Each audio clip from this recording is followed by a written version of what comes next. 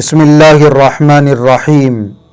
محترم ناظرین، نئی نئی شادی ہوتی ہے تو ایک بیوی اپنے شوہر کے لیے سجنے سنورنے کا اہتمام کرتی گئے، میک اپ کرتی گئے، بن ٹھن کے رہنے کی کوشش کرتی، لیکن جب یہ رشتہ پرانا ہونے لگتا ہے تو آہستہ آہستہ یہ شوق بھی شوہر کے لیے ختم ہو جاتا ہے، لیکن دوسرے لوگوں کے لیے، مہمانوں کے لیے، بازار جانے کے وقت، فنکشن کے لیے، تقریب اور دعوت کے موقع پر یہ شوق ضرور دل میں پیدا ہوتا ہے اور عورتیں ایسے موقعوں کے لیے بننا، سجنا، سنورنا، میک اپ کرنا شروع کر دیتی۔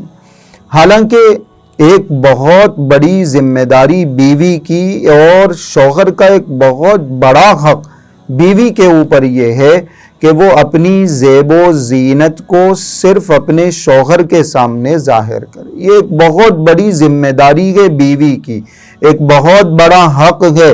سجنا سورنا، بننا ٹھننا، میک اپ کرنا، یہ ساری چیزیں صرف اپنے شوہر کے لیے ہونی چاہیے۔ قرآن کریم کی آیت ہے سورہ نور کی، وَلَا يُبْدِينَ زِينَتَهُنَّ إِلَّا لِبُعُولَتِهِنَّ، کہ عورتیں اپنی زیب و زینت کو صرف اپنے شوہروں کے سامنے ظاہر کریں۔ یہ ایک بہت بڑا حق ہے، بہت بڑی ذمہ داری۔ حضور اکرم صلی اللہ علیہ وسلم نے ارشاد فرمایا، خیر النساء التی تسرہ اذا نظر، کہ سب سے بہترین عورت وہ ہے کہ شوہر جب اس کو دیکھے تو خوش ہو جائے، اور یہ خوشی اسی وقت ممکن ہے جب بیوی اچھی حالت میں رہے، بن کے، سج کے، سنور کے، اور جو شرعی حدود ہیں ان حدود کے اندر، ان لیمٹس کے اندر اپنے شوہر کے لیے میک اپ کر کے رہے، وہ چوڑی استعمال کرے، وہ زیور استعمال کرے، وہ خوشبو استعمال کرے۔ یہ ساری چیزیں اس کے اپنے شوہر کے لیے کرنا ہے۔ روایتوں میں آتا ہے نبی کریم صلی اللہ علیہ وسلم ایک مرتبہ حضرت عائشہ رضی اللہ عنہا کے پاس تشریف لائے، دیکھا کہ حضرت عائشہ رضی اللہ عنہا کے ہاتھوں میں کنگن ہیں۔ آپ علیہ السلام نے پوچھا، عائشہ یہ کنگن تم نے کہاں سے بنائے، کس لیے بنائے؟ فرمایا، اللہ کے رسول میں نے یہ کنگن صرف اس لیے بنائے تاکہ آپ کے سامنے اچھی حالت میں رہوں، تاکہ آپ کے سامنے میں سج دھج کے رہ سکوں۔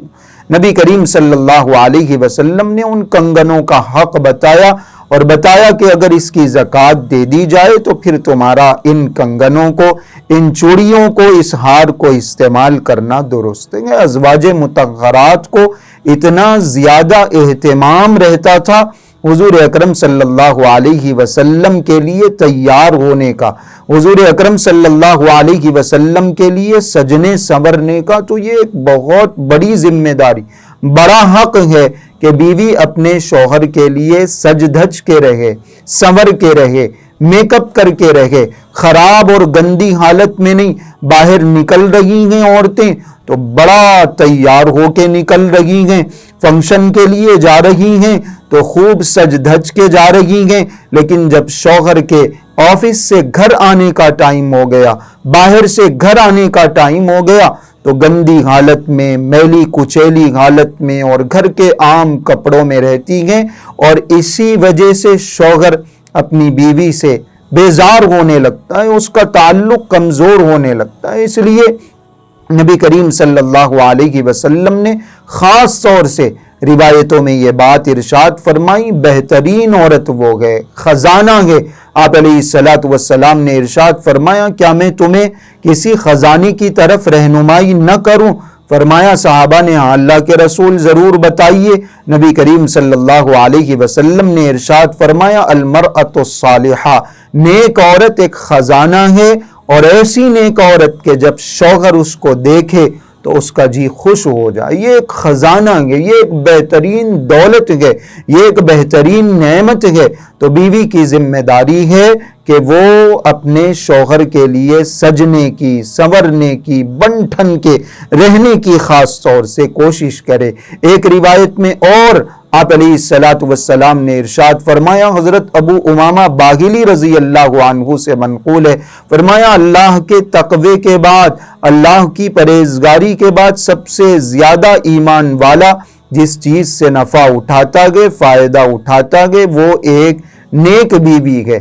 ایسی نیک بیوی کہ جب وہ اپنی بیوی کو کسی چیز کا حکم دے تو وہ بیوی اس کام کو پورا کرے، اس کی بات مانے، اور شوہر اپنی اس بیوی کو دیکھے تو خوش ہو جائے۔ بہت ساری روایتیں ہیں اور ان تمام روایتوں کا خلاصہ یہی ہے کہ بیوی ہمیشہ اس حال میں رہنے کی کوشش کرے، اپنے آپ کو اس طرح بنا کے، سجا کے، سنوار کے رکھنے کی کوشش کرے کہ شوہر کی نظر اس کے اوپر پڑے تو اس کا جی خوش ہو جائے، اس کے دل میں محبت پیدا ہو۔ یہ ایک بہت بڑی ذمہ داری ہے جس میں عورتیں عموماً کوتاہی کرتی ہیں۔